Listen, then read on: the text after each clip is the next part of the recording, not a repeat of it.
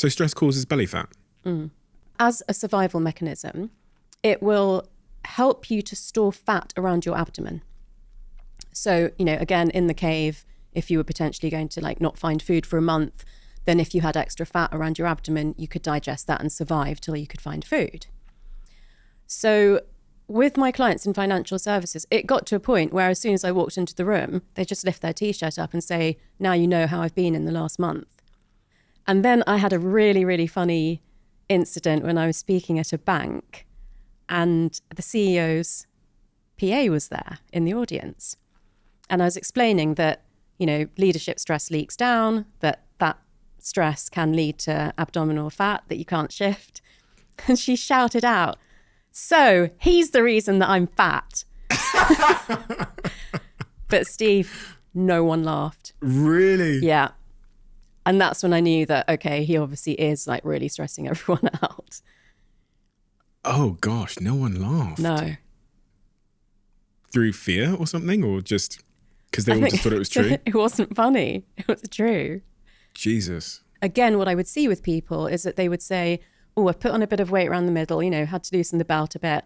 So I've started eating less. I've started exercising more, and I still can't shift it. And again, that's when I would explain this is the impact of cortisol. As long as you're still leaking out extra cortisol, nothing's going to change. So, and like I said, even exercising more or eating better, less or differently, whatever it is, wouldn't shift that fat. You had to get to the root cause. You had to reduce the cortisol.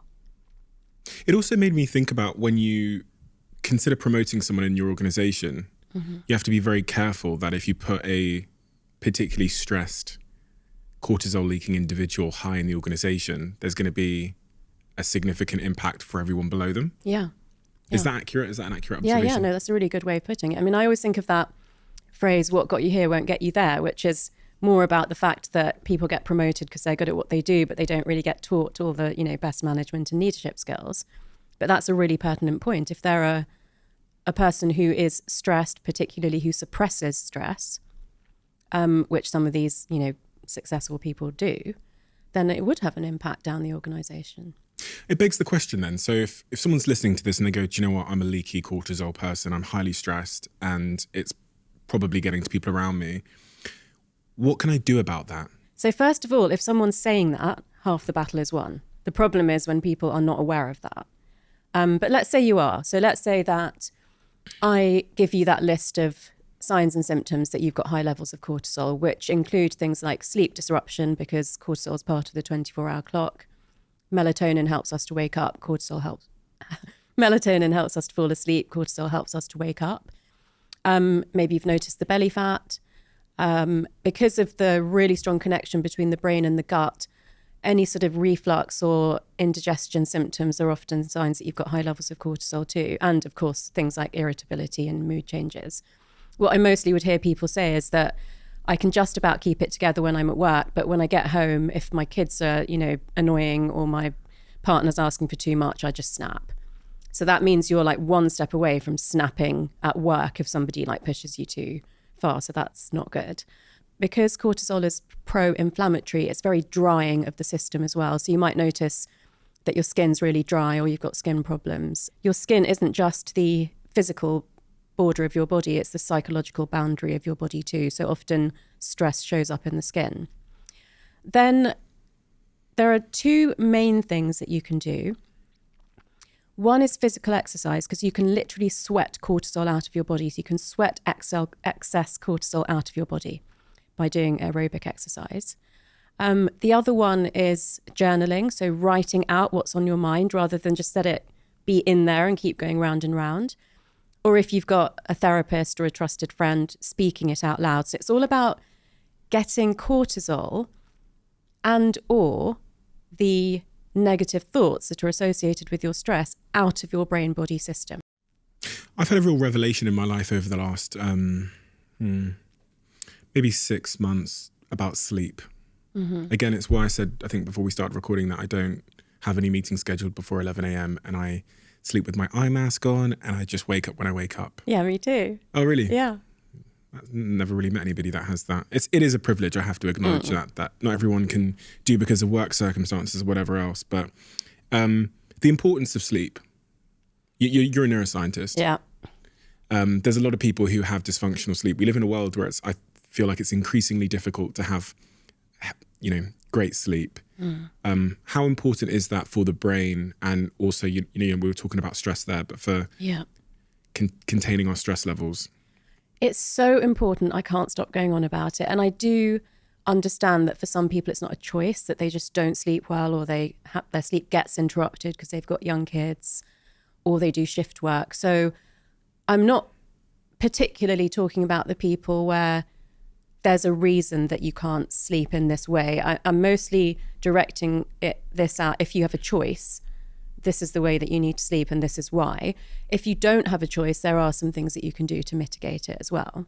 I mean, obviously I have done shift work as a junior doctor in the NHS and I travel a lot, so I'm like jet lagged half the time. But I try to do everything I can to make that as good as possible. And the reason is, we've always known that when you sleep, you lay down your memories and new learning, you process your emotions, the cells in the body regenerate themselves. We've known that for a long time. That's never really been enough for these very driven CE level people to want to give up 8 hours a night to sleep. It's, if they feel they can get by on 4 or 5, then they'll rather do that because they've got so much to do. The ideal is 8 hours and 15 minutes in population norm studies.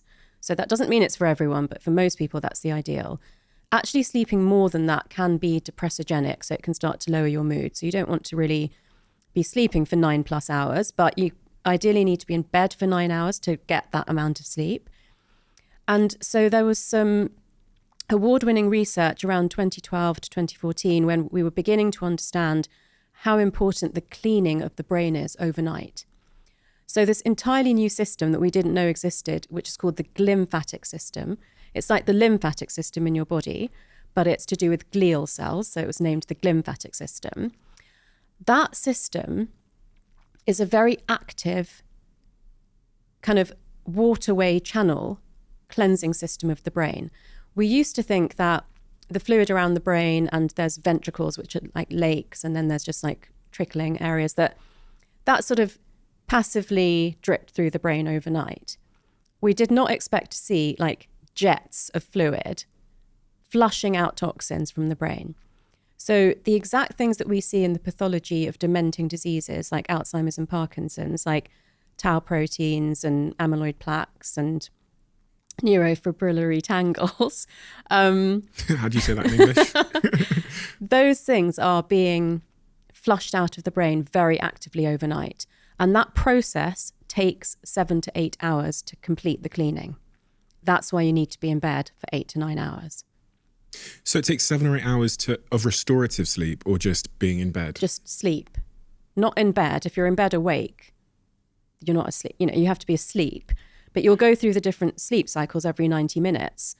This isn't in time with that. This is just taking 7 or 8 hours to flush this stuff out of your brain. So one of the things I do say to people who don't sleep well is, if you find yourself awake at night and you're not lying on your side, turn yourself onto your side, because that's the best position for this cleansing process.